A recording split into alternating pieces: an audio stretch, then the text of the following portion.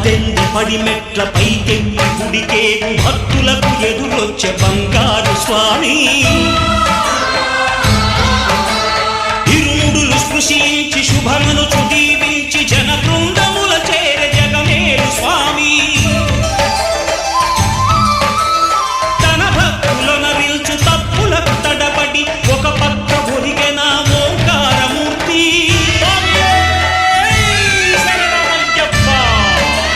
స్వాములందరూ